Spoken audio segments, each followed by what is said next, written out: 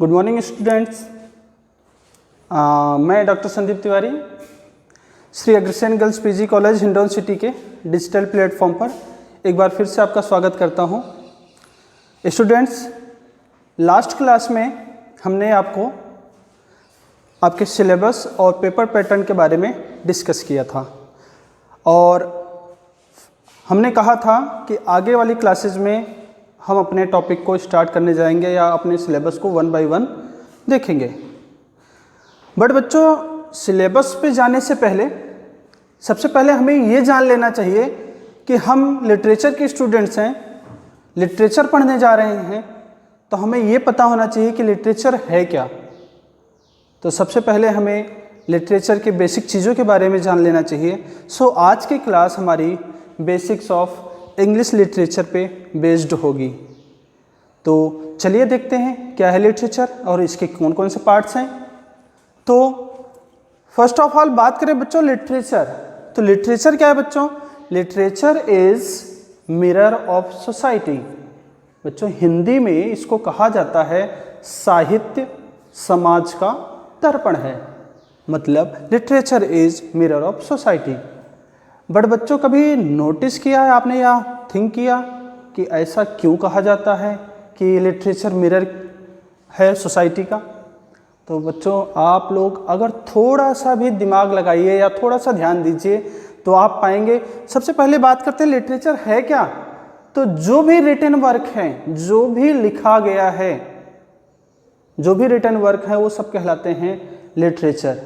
अब हम आपसे ये पूछें कि ये जो रिटन वर्क है, इसको राइट करने का काम या इसको लिखने का काम किसने किया है? तो आप कहेंगे हम ह्यूमन बीइंग करते हैं, मतलब हम मानव लोग ही करते हैं। यही जवाब होगा आपका। अब हम आपसे ये क्वेश्चन करें कि हम मानव लोग कहाँ से बिलोंग करते हैं या कहाँ से जुड़े हुए हैं?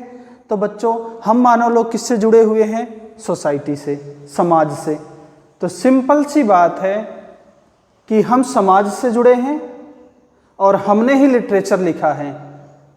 तो सीधी सी बात यह है कि लिटरेचर भी जो कुछ भी लिखा गया है, वो समाज में जो कुछ भी घटित हो रहा है, उसी को देख करके, उसी से इंस्पायर होकर या उसी से प्रेरणा प्राप्त करके हम जो कुछ भी लिखते हैं वो लिटरेचर कहलाता है या वो लिटरेचर में चला जाता है। इसीलिए लिटरेचर को मिरर ऑफ सोसाइटी कहा गया है। समझ में आ गया होगा कि मिरर ऑफ सोसाइटी क्यों है? क्योंकि ये समाज का आईना है, समाज को दिखलाता है। लिटरेचर समाज को दिखलाता है, समाज में जो कुछ भी घटना होती रहती है उसके बारे में लिखा जाता है। आप लोगों ने नोटिस किया होगा, कई बुक्स आप पढ़ते हो, जैसे महात्मा गांधी के बारे में आपने पढ़ा है स्कूल लाइफ में और जगह पे पढ़ा है, आप एसेज भी लिखते हो। तो ये सारी चीज़ें जो आप लिखते हो, क्या ये आपके समाज का हिस्सा नहीं है? महात्मा गांधी की जीवनी के बारे में अगर हम बात करें या महात्मा गांधी के बारे में बात करें, पंडित जवाहरलाल नेहरू के बारे में बात करें, हम 1857 की क्रांति के बारे में बात कर लेते हैं, जो भी बात करते हैं हम हिस्ट्री से, ज्योग्राफी से रिलेटेड, क्या ये हमारे लाइफ का एक हिस्सा नहीं है? हमारे समाज का एक हिस्सा नहीं है? सब कुछ हमारे समाज का एक हिस्सा है और इन पे जो कुछ भी लिखा गया है वो लिटरेचर हो गया। और ये लिटरेचर या ये जो मैटर है समाज से रिलेटेड है, इसीलिए लिटरेचर को मिरर ऑफ सोसाइटी कहते हैं। आई होप आपको यही बात समझ में आ गई होगी। अब हम चलिए देखते हैं टाइप ऑफ लिटरेचर, लिटरेचर के पार्ट्स कितने होते हैं। तो बच्चों, लिटरेचर की बात करें हम, तो बच्चों लिटरेचर जो है 5 पार्ट्स में डिवाइड है। लिटरेचर को 5 पार्ट्स में डिवाइड किया गया है। पहले नंबर पे आता है फिक्शन। पहले नंबर पे क्या आता है बच्चों? फिक्शन। फिक्शन क्या है बच्चों? एक ऐसी स्टोरीज जो इमेजिनेटिव हो। इमेजिनेटिव मतलब कल्पना बेस्ड हो। मतलब फिक्शन में वो सारे लेखन या वो सारी राइटिंग या वो सारे तथ्य या स्टोरीज आएंगे जो हमारी इमेजिनेशन पे बेस्ड होंगे, मतलब उनका रियल लाइफ से कोई रिलेशन नहीं होगा। मतलब वो हमारी ज़िंदगी से, उसमें जो घटनाएं वर्णित होंगी या उसके बारे में जो कुछ भी बात बताया जाएगा उसमें, वो सब केवल कल्पना पे होगा। हम सोच सोच करके अपनी कल्पनाओं से उसको लिखते हैं। हमारे रियल लाइफ से उसमें कोई इंसिडेंट नहीं होता, कोई कैरेक्टर नहीं होता है। तो आपने देखा फिक्शन क्या है कि इमेजिनेटिव स्टोरीज हैं, मतलब कल्पना बेस्ड स्टोरीज हैं, और not happened in real life, और इसमें जो घटनाएं घटित होती हैं या जो घटनाओं के बारे में राइटर बताता है हमें, वो हमारे रियल लाइफ से रिलेटेड नहीं होती हैं। आई होप कि आपको फिक्शन समझ में आ गया कि फिक्शन क्या है। दूसरे नंबर का या दूसरा जो पार्ट आता है हमारे लिटरेचर का, उसको कहते हैं नॉन फिक्शन। तो बच्चों इन दोनों को अगर आप ध्यान से देखिए तो ये था फिक्शन, मतलब रियल लाइफ से रिलेटेड नहीं था, और ये है नॉन फिक्शन। तो नॉन फिक्शन मतलब अपोजिट हो जाना, उल्टा हो जाना। तो फिक्शन का अपोजिट क्या हो जाएगा? फिक्शन में क्या था? रियल लाइफ से रिलेटेड नहीं था। और नॉन फिक्शन में क्या होगा? इसमें ऐसी स्टोरीज आ जाएंगी जो रियल लाइफ से रिलेटेड होंगी। तो सिंपल सी बात है, नॉन फिक्शन में क्या हो जाएगा? इसमें जो इवेंट्स होंगे, इसमें जो कैरेक्टर्स होंगे वो रियल होंगे, मतलब हमारे रियल लाइफ से रिलेटेड होंगे। जैसे कि अब हम बात कर रहे थे भी महात्मा गांधी के जीवनी के बारे में, पंडित जवाहरलाल नेहरू के बारे में, या 1857 की क्रांति के बारे में। तो ये सब क्या है? रियलिटी है, ये हमारे समाज में घटित हो चुका है ना, तो इसको कहते हैं नॉन फिक्शन। नॉन फिक्शन बच्चों 3 पार्ट्स में डिवाइड है। पहला है ऑटोबायोग्राफी, ये नॉन फिक्शन में आता है। दूसरा है बायोग्राफी, तीसरा है मेमोयर। तो बच्चों एक एक करके इनके बारे में थोड़ा सा जानकारी ले लेते हैं। ऑटोबायोग्राफी क्या है? बच्चों आप लोगों ने स्कूल लाइफ में पढ़ा होगा या आपने देखा होगा कि जीवनी, हम हिंदी में बात करते हैं जीवनी, किसी की जीवनी लिखना या किसी के लाइफ के बारे में लिखना।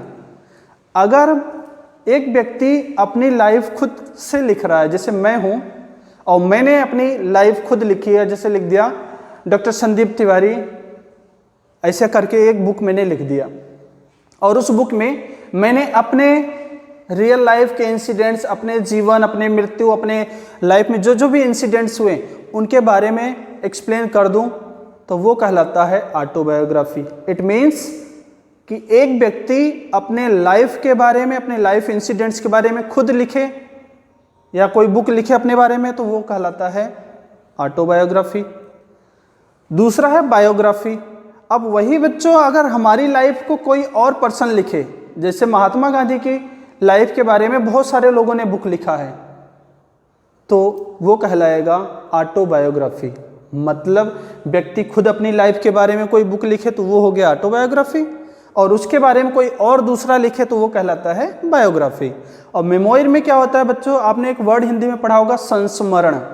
संस्मरण, तो बच्चों इस चीज़ में वो घटनाएं आती हैं जो किसी एक इंसिडेंट को आप याद करके लिखते हो। संस्मरण मतलब याद करके लिखना, मतलब आपके साथ पहले वो घटना घटित हो चुकी है और आप उसके बारे में याद करके लिख रहे हो, वो कहलाता है संस्मरण।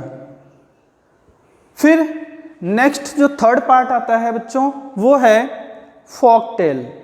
फोक टेल क्या होता है बच्चों?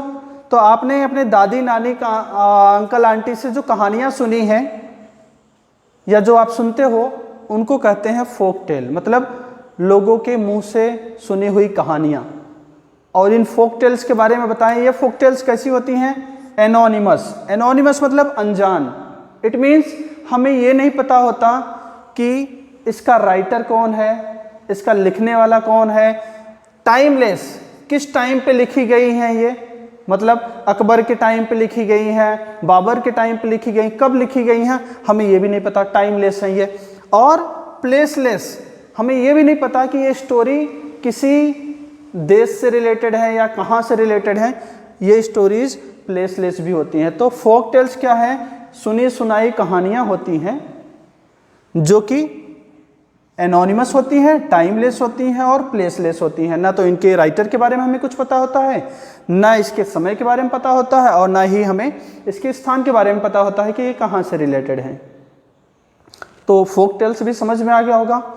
नेक्स्ट जो पार्ट आता है हमारे लिटरेचर का, वो है ड्रामा। तो बच्चों ड्रामा की बात करें तो ड्रामा एक प्ले है, एक नाटक है। जैसे आप कई बार सुनते हो कि ड्रामा मत कर। ड्रामा मत करने का मतलब ये हो गया कि आप कोई एक्टिविटीज कर रहे हो, परफॉर्म कर रहे हो या कोई एक्शन कर रहे हो, तो उसको कहते हैं ड्रामा। ड्रामा क्या है? Story to perform on stage. ऐसी स्टोरीज जो हम स्टेज पे परफॉर्म करते हैं। और ड्रामा को किसके द्वारा प्रेजेंट किया जाता है? डायलॉग के द्वारा। कई बार आप देखते हो ना मूवीज वगैरह, मूवीज, सीरियल, ये सब क्या है? ये सब ड्रामा है। क्यों? ये लोग स्टेज पे परफॉर्म करते हैं और हम ऑडियंस हम उनको देखते हैं, तो ये कहलाता है ड्रामा।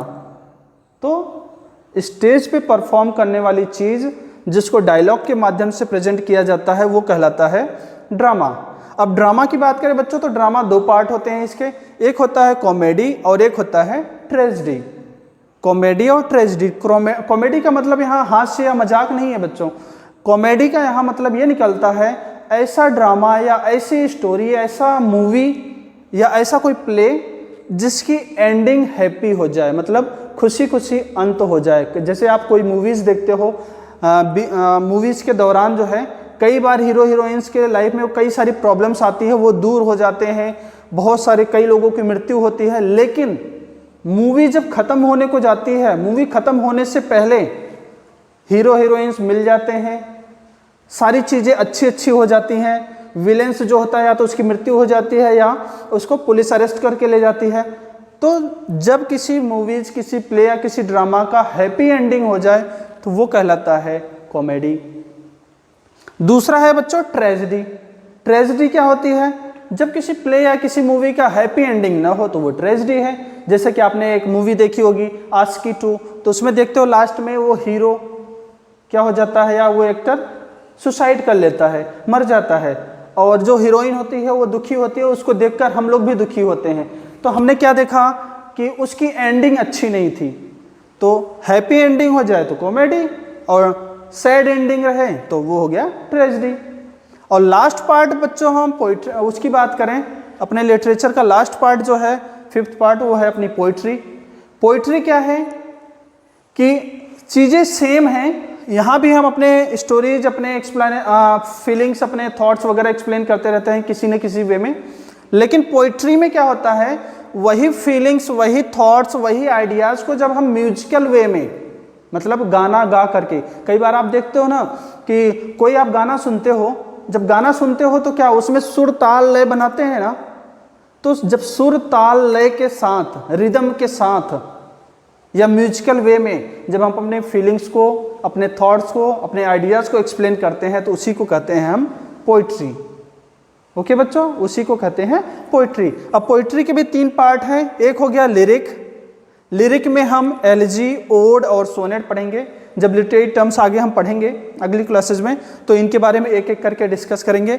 इसका दूसरा पार्ट है नरेटिव, जिसमें हम एपिक और बैलेड जैसी चीज़ों के बारे में पढ़ेंगे।